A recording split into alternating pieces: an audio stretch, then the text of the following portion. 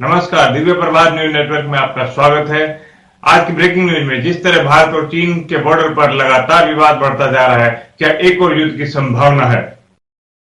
This program is sponsored by Ved international school Siwaya Meerut.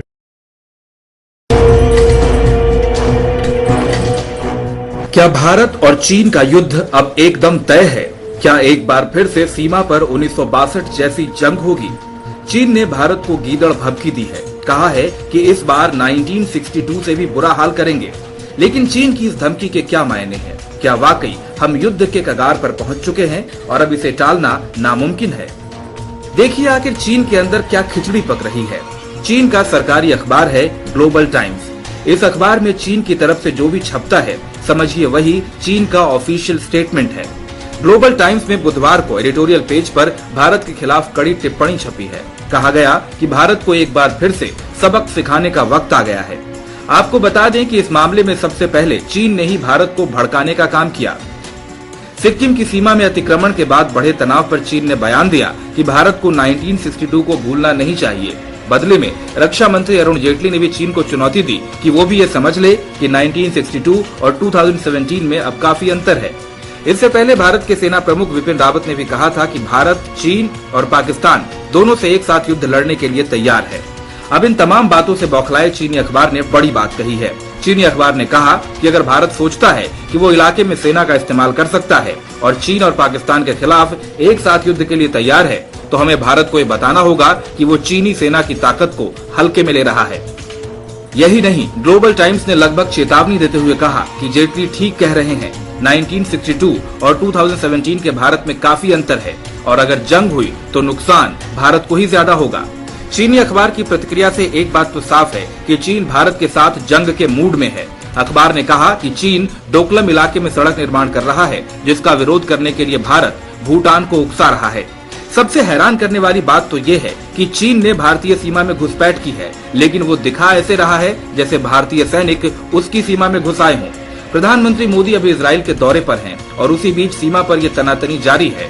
Bharat और चीन के संबंध पिछले 20 सालों में अपने सबसे नाजुक दौर में पहुंच गए हैं। अब देखना यह है कि अगले कुछ घंटों में भारत चीन का रिश्ता कैसा मोड़ लेता है। इन सारी परिस्थितियों को ध्यान में रखते हुए पल्लवपुरम की जनता क्या कहती है? वीरेंद्र कुमार चौहान, प्रांत मंत्री विश्व हिंदू परिषद, स्थान चौहान मार्केट, मोदीपुरम। चीन के रक्षा मंत्री क्या चीन के विदेश मंत्री, चीन के प्रधानमंत्री समय समय पर इस तरह के कहते रहे। चीन अभी पुरानी अपनी सामंतवादी मानसिकता से बाहर नहीं आया है, जो ये नहीं देख रहा है कि 21वीं सदी का विश्व हो चुका है। अब पहले वाली बात नहीं रही। सन 62 का भारत नहीं रहा, सन 62 का विश्व नहीं रहा। विश्व के आज ताकत नरेंद्र मोदी प्रधानमंत्री बने हैं। भारत ने चीन को चारों तरफ से घेर लिया है। ताइवान, मंगोलिया, अफगानिस्तान, रूस, जापान और इधर तिब्बत, भारत, इन देशों से चारों तरफ से भारत ने चीन की घेराबंदी की हुई है। वो उससे परेशान है और इससे कुछ नहीं है। 2-4 दिन रखेगा, फिर अपने आप ही अपनी सेनाएं वापस कर लेगा, फिर पुरानी जगह पर आ जाएगा। मैं प्रेमपाल सिंह, प्रांत उपाध्यक्ष विश्व हिंदू परिषद, ग्राम दुल्हेड़ा। चीन जो आज बौखलाया हुआ है, उसके कई सारे बिंदु हैं।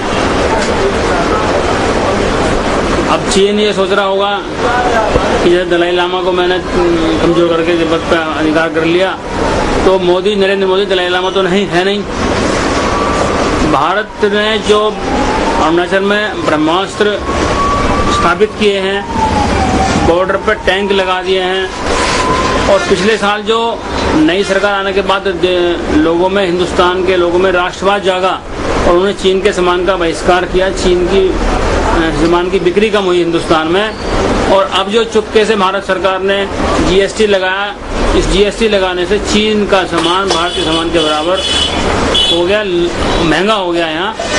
और जो सैन्य शक्ति भारत की बढ़ी और जो भारत ने अपने मित्र राष्ट्रों से संपर्क बढ़ाए, चीन के दुश्मन देशों से इजराइल है, अमेरिका है, और जिस तरह से इजराइल और अमेरिका ने भारतीय प्रधानमंत्री को रेस्पॉन्स दिया, उस सब चीज़ों से घबरा करके चीन अपनी बौखलाहट दर्शा रहा। मेरा नाम A.K. कौशिक, मैं गवर्नमेंट पेंशन एसोसिएशन का यहाँ पर अध्यक्ष हूँ, जिला मेरठ का। चीन ने भारत को धमकी दी है कि हमारी सेना के उसके उसका ये आरोप हमारे पर सरासर गलत है। हम अपनी संप्रभुता की रक्षा कर रहे हैं इस समय, और आज स्थिति ये है कि चीन हमें 62 की तरह से कमजोर समझ रहा है, जबकि जो सब लोग जानते हैं, पूरा विश्व जानता है कि 62 के बाद चाइना ने 67 में वहां के दिखाने की कोशिश करी। 67 में हमारी फौज ने उनका बखूबी बहुत जबरदस्त तरीके से विरोध किया और लगभग 90 सैनिक उनके मारे थे, जिसको हाईलाइट नहीं किया गया। उसके बाद सन 87 के अंदर कि चाइना धमकी दिखाई और चाइना को फिर वापस जाना पड़ा। आज इस समय विश्व की परिस्थितियां बिल्कुल अलग हैं। आज Israel, America, Russia, Japan, Taiwan और जितने भी अधिकतर देश हैं वो हमारी साथ हैं, क्योंकि वर्तमान सरकार में एकदम परिवर्तन देश के पूरे जो है विश्व के अंदर आया है। तो हमें घबराने की आवश्यकता नहीं है। इस समय हमारी सरकार को बहुत अच्छी तरीके से उसका विरोध करना चाहिए। तो चाइना में इस समय इतनी हिम्मत नहीं है कि चाइना हमारा विरोध कर सके। दूसरा, देखो, इससे पहले कि मैं अपना कोई स्टेटमेंट दूं, एक्चुअली मैं चाहूँगा कि हमारे जेटली ने जो बयान दिया है पूरे देश को चौंका दिया और ये बता दिया कि इंडिया क्या है, और चाइना का ऑटोमेटिकली सर नीचे आ गया है। जिसकी एग्जाम्पल है, अभी उसने ये रास्ता रोका हुआ था, इमीडिएटली आज खोल दिया गया। वो ये कूटनीति का है। नेक्स्ट चीज, मैं इसके लिए आभार व्यक्त करना चाहूँगा अपने प्राइम मिनिस्टर का भी, जिसने पूरे देशों को, कितने मैक्सिमम देशों को अपने कंट्रोल में, अपने कॉन्टेक्ट में लेके वो रणनीति बनाई है कि अगर भारत एक कदम रखता है तो वो तमाम कंट्रीज भारत के साथ कंधे से कंधा मिला के चलेंगे। ये एक रीजन है कि चाइना बौखलाया हुआ है, और अब उसको ये दिखाई दे रहा है कि 62 में चूंकि उसने धोखा किया था, हम लोगों की पहले रणनीति थी कि अगर कोई अटैक करता तो हम उसका जवाब देते थे, लेकिन आज टाइम चेंज हो गया है। ये बीजेपी की गवर्नमेंट आने के बाद में इन्होंने क्या किया है कि हम वो आप भूल जाएं कि हम पे कोई अटैक करेगा, हम उसका जवाब देंगे। आज हम इस हालत में हैं कि हम खुद भी अटैक कर सकते हैं अगर हमारी सॉवरेनिटी, हमारी आजादी के में कोई बीच में दखल करता है। चाइना का जो माल भारत में बिकता है, वास्तविकता ये है कि किसी देश की आर्थिक स्थिति मजबूत होती है तो वहाँ का निर्मित सामान दूसरे देश में हम भेजते हैं। तो स्वाभाविक है कि वहाँ सामरिक दृष्टि से चाइना मजबूत होगा, परंतु 1962 वाला भारत नहीं है।